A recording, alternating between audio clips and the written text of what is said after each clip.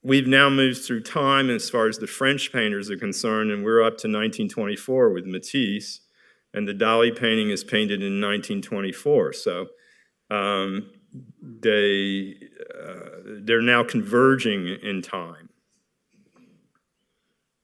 In his manuscripts, Dali also expressed admiration for Matisse, in particular Matisse's Odalisque, which I'm not going to show. I think it's in the Metropolitan. And so the exhibition ends with this Dali gouache that's a sort of circus scene of acrobats and clowns, and a Georges Rouault work, which is later than the Dali, but it also represents the same sort of subject, and it's a much larger painting, but it's constructed out of sort of chunky, slightly unresolved blocks of paint and of color. So possibly Dali was also thinking about Picasso's early blue period in this work. So that's the Rouault, and with that, I will conclude, and I thank you very much. And if anybody has questions, I'll try to answer them.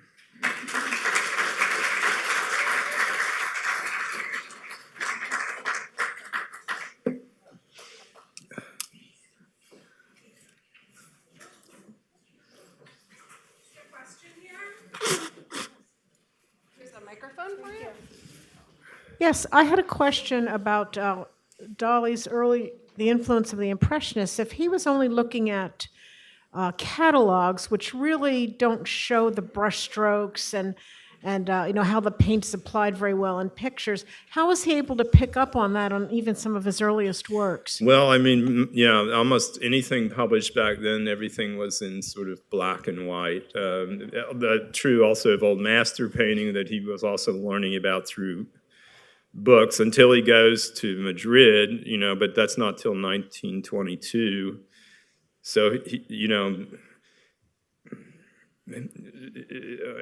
he did see paintings, but some of it might have been through studying some of the other Spanish artists who were influenced by this kind of thing, because I know he saw a big national exhibition at the Palace of Fine Arts in probably 1920, which probably had relatively little French art in it. It might have had a couple things. I think it did have a couple of things. And then through discussions but then after 1922, I mean, he obviously sees some things in Madrid, although that would be mainly old master painting, I would think. So, he seems to have gleaned a lot through these indirect sources, but I don't think there were many opportunities beyond these exhibitions to see in the flesh, in other words, the museums didn't seem to own works by these artists.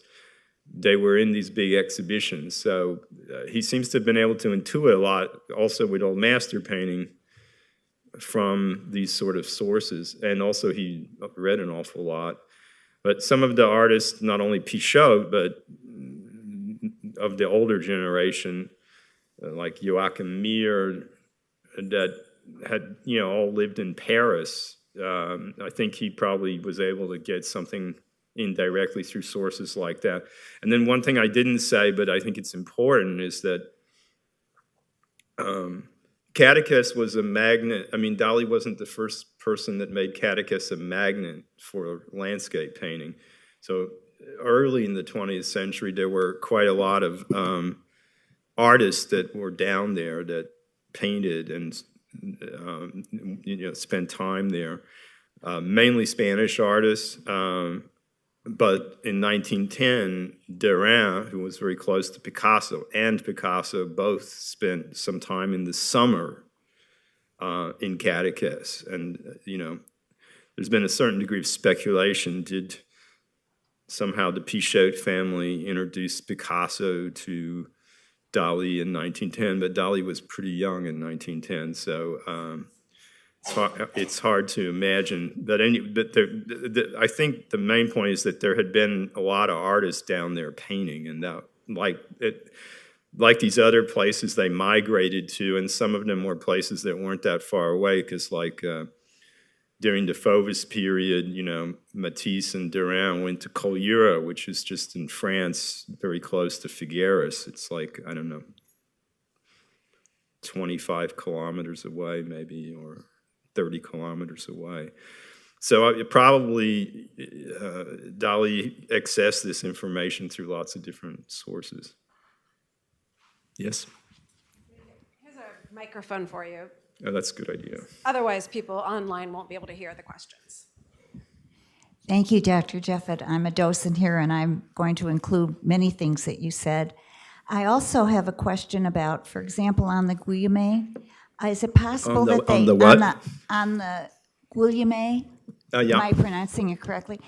Is it possible that they painted directly from the tube? He has that thick... paint, the Guillaume. Yeah, well, I think, yes, I mean, he around was... the bridge. Yeah, I mean, probably. I mean, that allowed them to be able to go and paint in situ, outdoors. So they probably... and it was a new thing. I mean, these things were only invented in the 19th century, so they wouldn't have been able to, go out doors far away from their studio and mix pigments like people had done in the past. So I'm almost certain that he would have used paint in tubes, as did Monet and most of the others. Yes, but did they apply it directly from the tube? Oh, I see what you're saying. It's possible.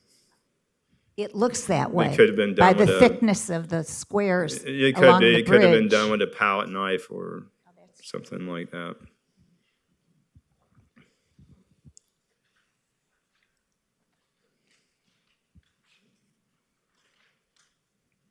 Any others? Well, thank you.